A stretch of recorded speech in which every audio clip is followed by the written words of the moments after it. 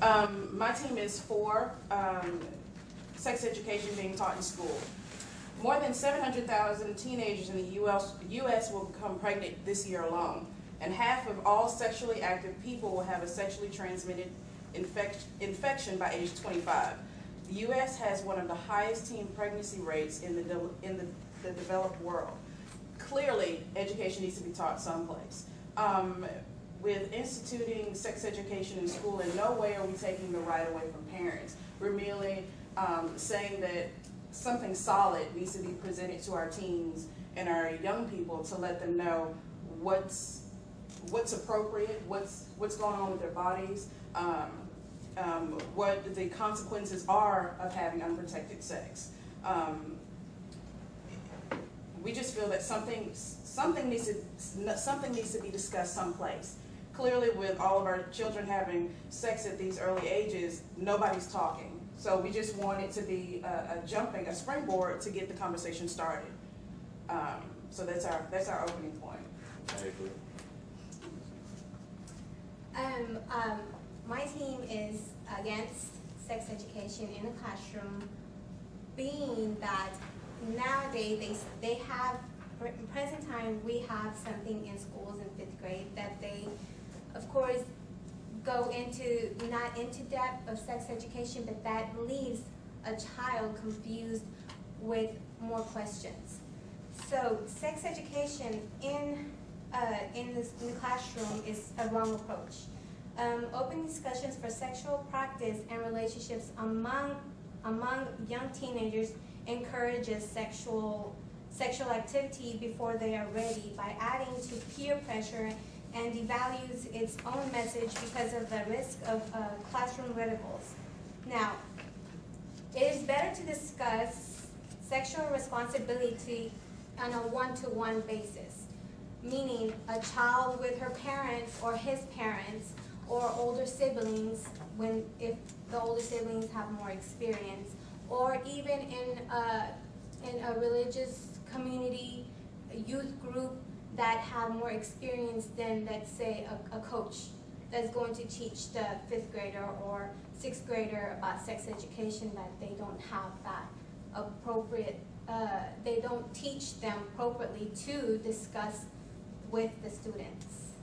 That sounds great in a perfect world. However, in reality, many parents themselves are not prepared to talk to their child. Plus, some of them feel uncomfortable, and there's different occasions with the children. They don't have both of their parents.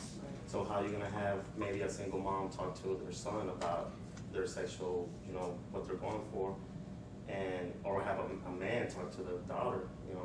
They're not prepared even to talk to them about it, and maybe it'll make them uncomfortable and make them feel like they have to go and talk to someone else that's not even, like they'd be probably having lingos between teenagers talking about, different things that are not true. Like, if they talk to someone that is prepared at school, they'll dispel all those myths, all those lingos, like you can get pregnant the first time you do it, you can't get STD if you do oral sex, or you can get different things like that. And in the classroom, there's different programs now in place that they're teaching a program in the 5th grade that they don't go into detail.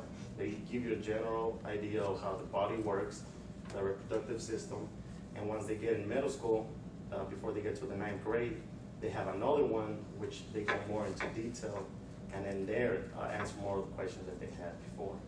That way they won't go and experiment themselves. Gustavo, you bring up a good point. You say this, the teaching could start at school, but at times you have uncertified teachers that talk about a subject they're not really licensed and well educated in. Anna said that there's coaches that just go and wing a class to younger children and don't explain these certain things about sex education. Schools are having a problem with these mixed signals with these children. And you touch upon the subject about schools having programs. Yes, they do have programs, but only about 20–30% of those schools can implement those programs. Not every school can actually afford those programs.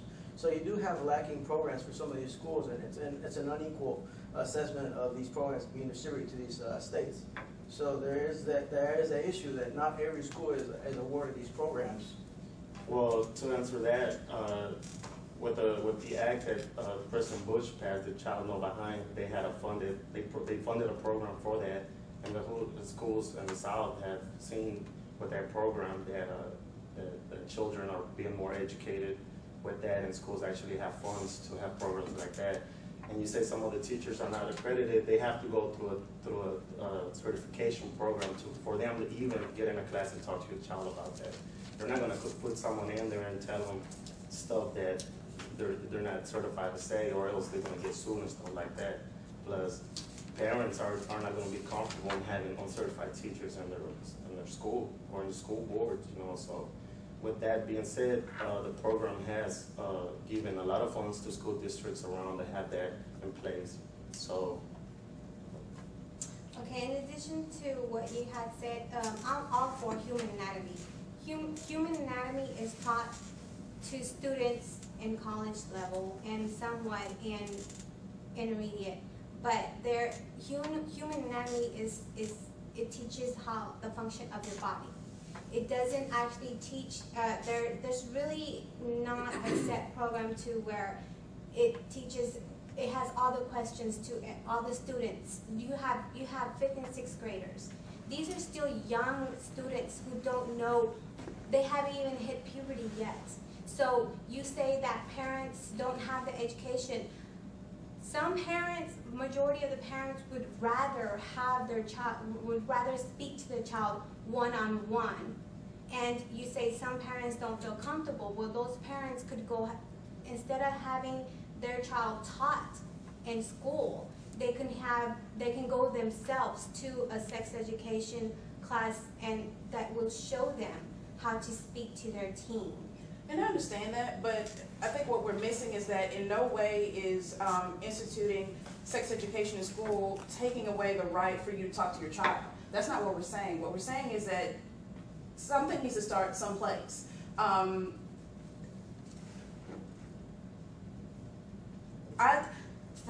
Let's take it for me. I was raised by my father, my sister and I could tell, looking back on it, I could tell that he was nervous with talking to us about sex, because it gave me the impression that, you know, if you talk about it, then you're going to want to start doing and start experimenting, when I had a lot of questions. And he relied on my aunts and what have you to fill in some of the gaps. But, you know, I still, I took it upon myself to actually go to the library to see what the different terminology was for the parts of my body, because I didn't understand it. And I was embarrassed, you know, going to my dad and asking, you know, what's this about? I mean, he did the very best that he could.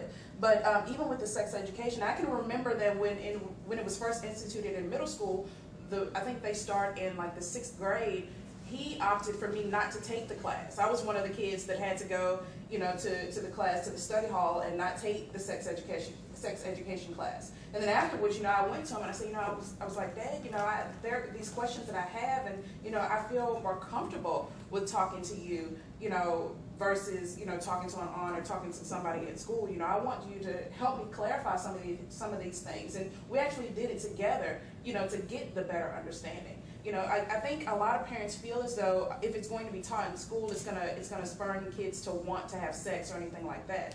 Another thing that I remember about being in the very first time I took the sex education class, the first thing the instructor said was, look to the left of you, look to the right of you. The person next to you, you would value their opinion on things of a sexual nature than you would an adult, because you're around those people all the time. You feel more comfortable with talking to those people. You have to realize, you know, a 14, 15-year-old, they don't know about as much about sex as you do. You know, think back when you were in middle school, when you had something going on with you, or when you had a question about a relationship or something like that.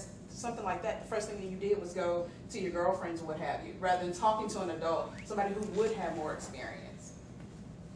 You touch upon the programs of saying that, you know, you talked and they taught you about sex, but we feel that it kind of advocates the acceptance of being sexually, you know, active at a certain age. I don't think that it does. And if they teach the kids to accept all these certain sexual thoughts that